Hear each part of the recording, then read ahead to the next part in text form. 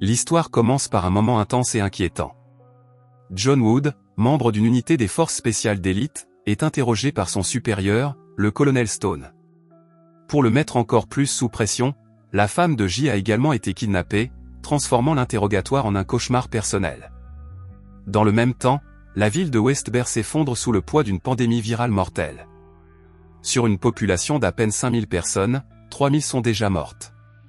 1500 autres sont hospitalisés, ne laissant que 500 citoyens libres de se déplacer dans la ville. Le colonel Stone pense que John a délibérément laissé ces personnes échapper au contrôle militaire. John se défend en expliquant que lorsque son unité est arrivée, les civils potentiellement infectés avaient déjà disparu. Stone refuse d'accepter cette explication. À ce moment-là, tout ce qui était s'est terminé. 3 ans plus tard, John vit isolé près d'une forêt loin de la civilisation. Pendant des années, il a porté le poids de la mort de sa femme, essayant simplement de survivre. Même si son cœur est brisé, il garde son corps en forme en coupant et en soulevant de lourds troncs d'arbres. Les souvenirs ne le quittent jamais, en particulier l'image brutale de Stone et de ses soldats exécutant sans pitié des civils. Chaque fois que l'armée recevait des informations sur des citoyens infectés, elle les tuait instantanément sans hésitation. Témoin de cette cruauté, John a décidé d'intervenir et de protéger des innocents. Au lieu d'être considéré comme un héros, il a été qualifié de traître par ses propres camarades. Après avoir tué sa femme, Stone a justifié ses actions en affirmant qu'elle avait été infectée et que sa mort était nécessaire. John n'a jamais accepté ce mensonge, car aucun test médical n'avait été effectué sur elle. John semblait immunisé contre le virus, la seule personne connue à avoir une résistance aussi forte. Pour cette raison, les scientifiques ont transformé John en sujet de recherche et l'ont envoyé sur un navire pour mener des expériences. Cette décision s'est avérée être une erreur. Avec une force bien supérieure à la normale, John a facilement maîtrisé les soldats et s'est échappé. L'histoire revient au présent, où John se réchauffe tranquillement devant la cheminée. Soudain, une femme blessée sort en titubant de la forêt. Elle saigne de l'estomac et parvient à peine à rester debout avant de s'effondrer. Sans hésiter, John se précipite pour l'aider. Le lendemain matin, la femme se réveille de son état d'inconscience et est immédiatement choquée de se retrouver dans la maison d'un inconnu. John tente de la calmer et de la rassurer en lui disant qu'il n'a aucune intention hostile. Il lui explique que la balle logée dans son corps doit être retirée pour éviter une infection mortelle. N'ayant personne d'autre pour l'aider, la femme accepte à contre-cœur. Avant que John ne retire la balle, il se présente et il découvre qu'elle s'appelle Maria. Ce qu'il trouve le surprend. La balle contient une puce de localisation. À ce moment-là, John comprend que Maria est une fugitive recherchée par Stone et ses hommes. John permet à Maria de rester chez lui pendant quelques jours, mais lui fait clairement comprendre qu'elle ne pourra pas rester indéfiniment. Il veut mener une vie tranquille et ne veut plus avoir affaire à Stone. Pendant son séjour, Maria essaie de l'aider en coupant du bois de chauffage pour le remercier de lui avoir sauvé la vie. John l'arrête et lui dit qu'il peut se débrouiller tout seul. Pendant que John travaille dehors à couper du bois, Maria reste à l'intérieur sans rien faire. Peu après, des invités indésirables arrivent. Un groupe de soldats chargés de traquer les citoyens infectés se présente chez John.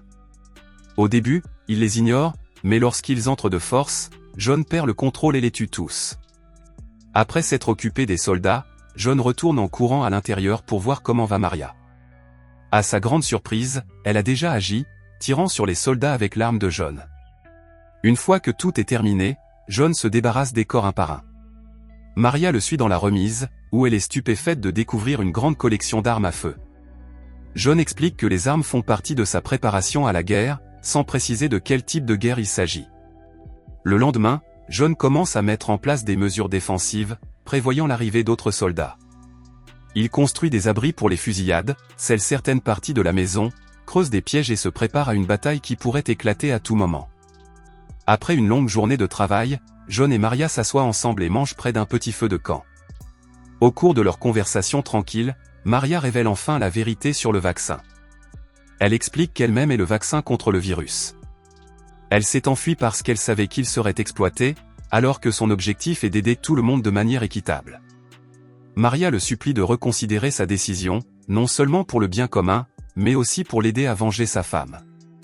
Finalement, John accepte. Le lendemain, il commence l'entraînement. John apprend à Maria à tirer dans l'intention de tuer, ce qu'elle n'a jamais fait auparavant. Jusqu'à présent, elle n'avait utilisé des armes à feu que pour intimider les gens. Le même jour, un autre groupe de soldats arrive chez J. Comme auparavant, ils n'ont aucune idée que l'homme qui se tient devant eux est tout sauf normal. Lorsque John entre dans la cabane, les soldats le suivent discrètement, pensant qu'il ne s'en rend pas compte. John les attend déjà. Il ouvre le feu et les élimine, tuant 2 soldats sur le coup.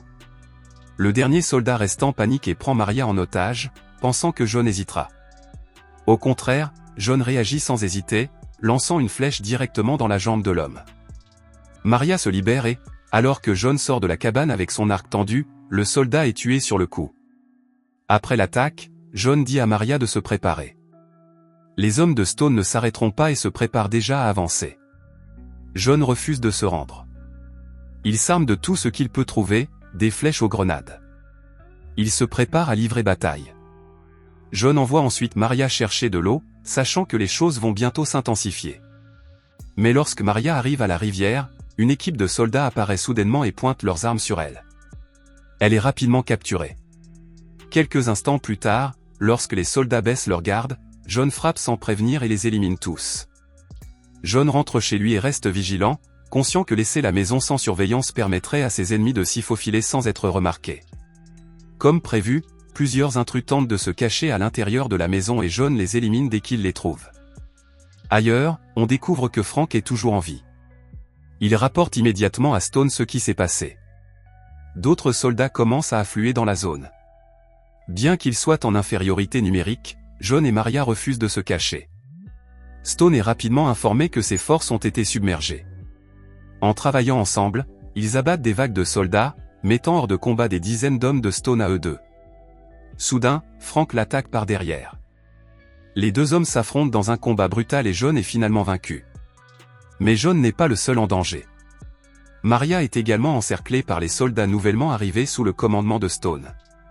Frank prend rapidement le contrôle, capture Maria et l'entraîne dans un tunnel souterrain. Au même moment, Stone apprend que Frank a emmené Maria. Conscient de sa valeur, Stone explose de rage et exécute le messager sur place. Complètement excédé, Stone ordonne à Granite de se mettre immédiatement en route, de capturer Maria et de tuer John et Frank pour sa trahison.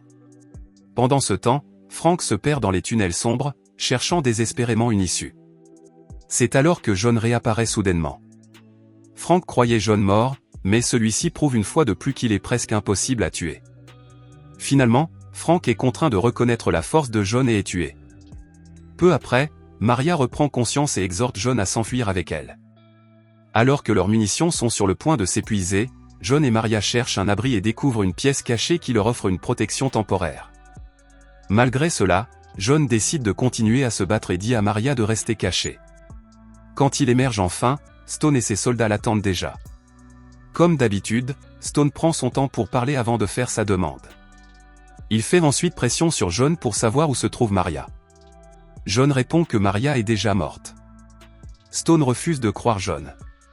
Il sait que son ancien compagnon ne tuerait jamais une personne innocente.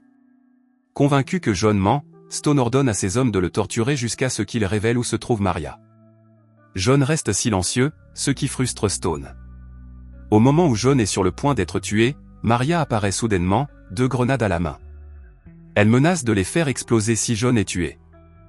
Maria décide alors de se rendre à Granite à une condition, que John soit épargné. Granite accepte, car Maria est le véritable prix. Maria est emmenée et John la regarde disparaître, impuissant. À ce moment-là, il fait un vœu silencieux, la retrouver et la ramener. Dans les derniers instants du film, un flashback montre Maria donnant 3 petites fioles de son sang. Elle écrit également une lettre à John lui demandant de donner ce sang à des personnes qui en ont désespérément besoin.